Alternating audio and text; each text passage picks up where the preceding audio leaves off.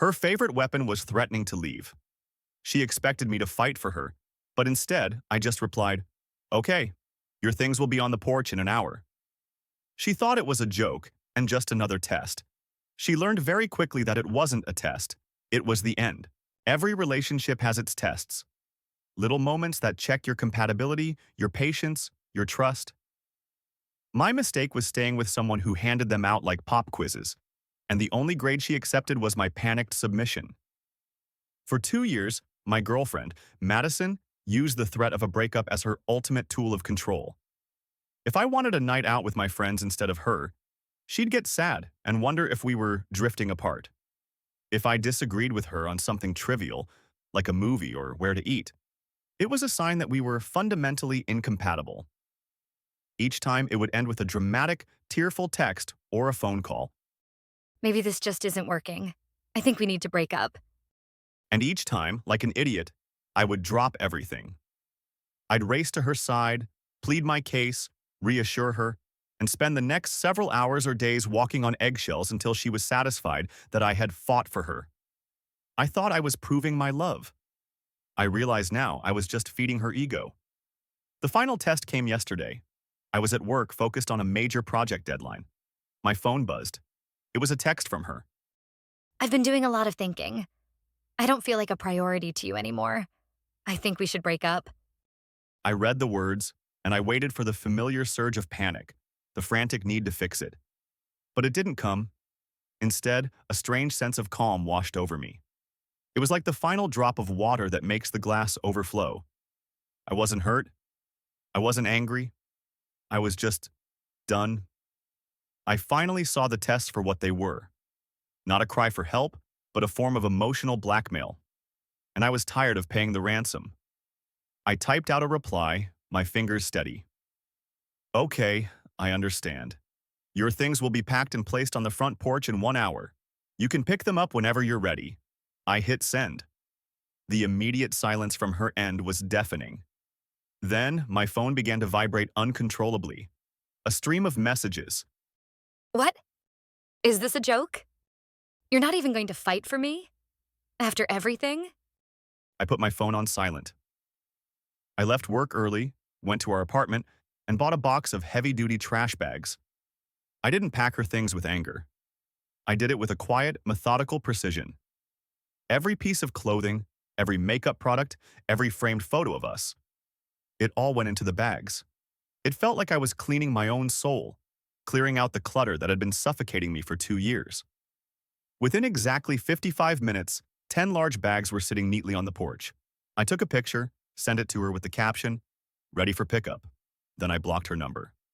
I know this is the beginning of a storm. She's not going to let go of her control that easily. Reddit, I have to ask. Am I the bad guy for finally calling her bluff? This is where the story begins, and I have a feeling it's about to get a lot more complicated. If you want to see how Madison reacts to losing control, make sure to subscribe, hit that like button, and let me know in the comments. Was this the right move? Or did I just make the biggest mistake of my life? Thank you all for the overwhelming support. Reading your comments made me realize I'm not crazy, and I'm not alone in this. Your validation has been a rock in the storm that, as predicted, has now arrived. The quiet from blocking Madison's number lasted for about 3 hours. Then my phone rang with a number I didn't recognize, but the caller ID showed her mother's name. I braced myself and answered. Alex, what is going on? Madison just called me. She's an absolute wreck. She said you two had a little disagreement and you just threw her out. How could you be so cruel? I took a deep breath, keeping my voice as calm and respectful as possible. "Hello, Sarah. I'm sorry she's upset, but that's not quite what happened. Madison texted me to tell me she was breaking up with me. I accepted her decision. I packed her belongings for her so she could retrieve them." There was a pause on the other end.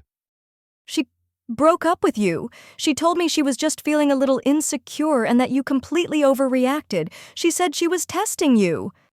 And right there, her own mother confirmed it. A test. I understand that's what she calls it. But you can't constantly threaten to end a relationship and not expect the other person to eventually believe you. I'm just respecting her wishes. Her things are safe on the porch.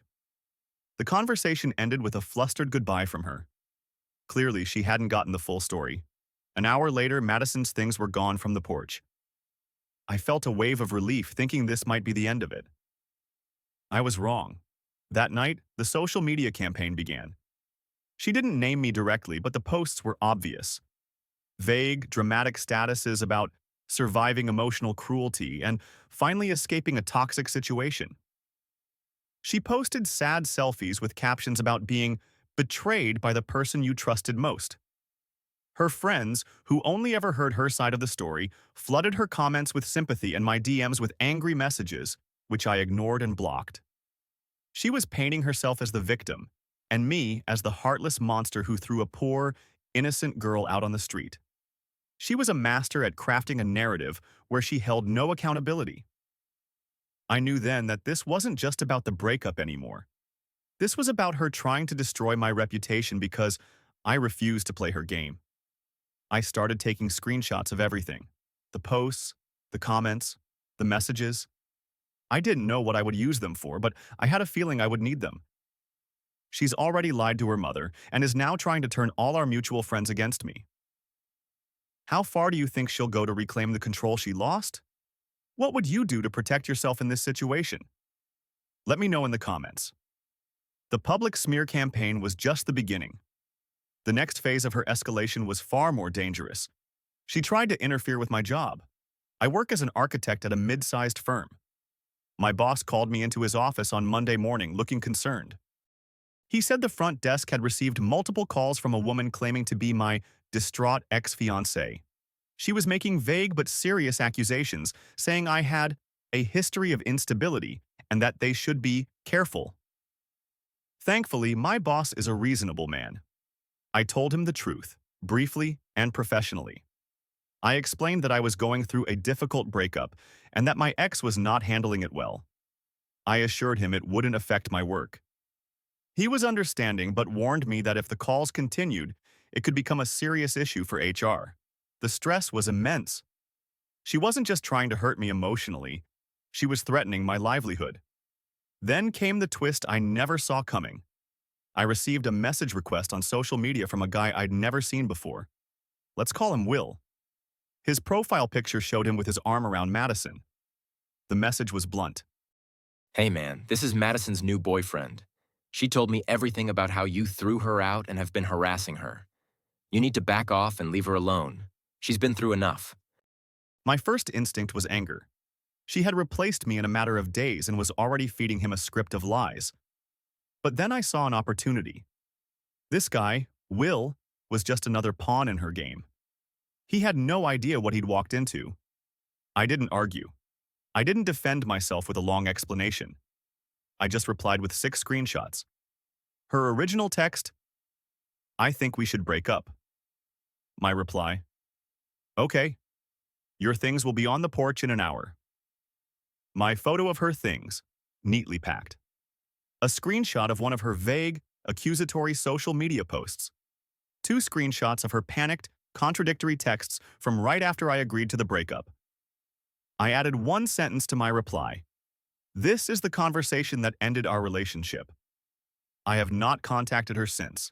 I wish you both the best. I hit send. An hour later, I got a 1-word reply from Will. Wow. He then blocked me, and Madison's profile, which had been public, was suddenly set to private. I had armed her new soldier with the truth. I had a feeling that alliance wasn't going to last long. This entire episode was my smoking gun. It was clear, documented proof that she was engaged in a pattern of harassment and slander. It was time to stop defending and start protecting myself, legally. I've decided to consult a lawyer. She's crossed the line from a bad breakup to targeted harassment. Is getting a restraining order going too far? Or is it the only way to make this stop? Share your advice in the comments below. Your comments overwhelmingly supported legal action, and it confirmed what I already knew I had to do. This was no longer something I could handle on my own. I met with a lawyer who specialized in harassment and restraining orders. I laid out the entire timeline, complete with my folder of screenshots, her texts, the social media posts, the messages from her friends, the statement from my boss about the calls to my office, and the conversation with her new boyfriend, Will. The lawyer was methodical. He told me we had a very strong case. Madison's behavior wasn't just that of a scorned lover. It was a clear and documented pattern of conduct intended to cause me severe emotional distress and damage my reputation. That is the legal definition of harassment. We filed for a temporary restraining order. The process was stressful, but also empowering. For the first time in weeks, I felt like I was taking back control, not just reacting to her chaos. The judge reviewed the evidence and granted the order immediately. It stipulated that she could not contact me in any way, directly or indirectly, could not come within 500 feet of my home or my workplace, and could not post about me on social media. The next step was serving her the papers. The police handled this part. They asked for her last known address. I hesitated for a moment, then gave them the address I had for Will. I knew she was staying there. It felt like the most direct way to end all of this. A few hours later, I got a call from the local police department. The officer was brief and professional. The restraining order had been served. I felt a profound sense of relief, followed by a strange sadness for the person she had become. The silence I had craved for weeks finally began. My phone stopped buzzing. My social media was quiet. My boss reported no more calls. It was over.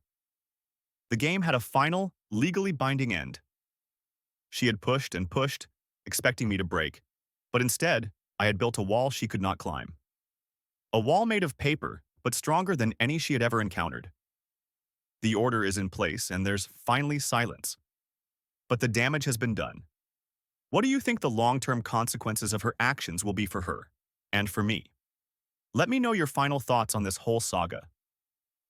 It has been a full year since the restraining order was served. The silence that began that day has held, and it has been the most peaceful year of my adult life. I wanted to give one final update to close this chapter and thank all of you who followed along. The fallout for Madison was significant, and I learned about it through the grapevine. The legal order was a shock to her system. Will, the new boyfriend, apparently ended things with her almost immediately after the police showed up at his door. He wasn't interested in being part of that level of drama. Her attempts to damage my career backfired spectacularly.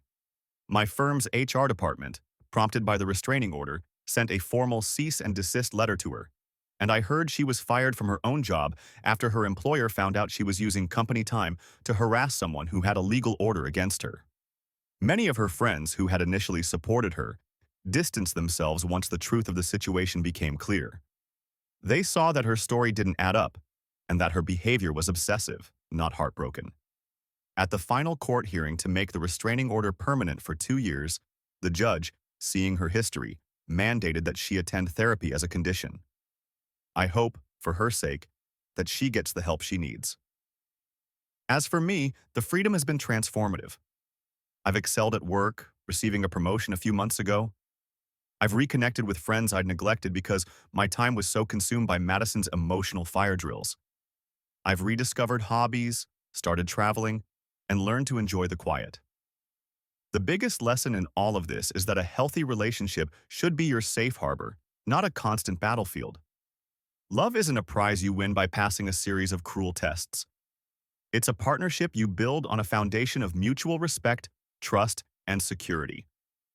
I ignored the red flags because I wanted to believe my love could fix her. I learned that you can't fix someone who uses your love as a weapon. All you can do is save yourself. I'm finally safe, I'm happy, and I'm free. And I will never, ever take a pop quiz in a relationship again. Thank you all for being a part of this journey from chaos to calm. Your support meant the world to me. If you enjoy stories about overcoming challenges and finding strength, make sure you're subscribed to the channel and have those notifications turned on. There are always more stories to tell. We'll see you in the next one.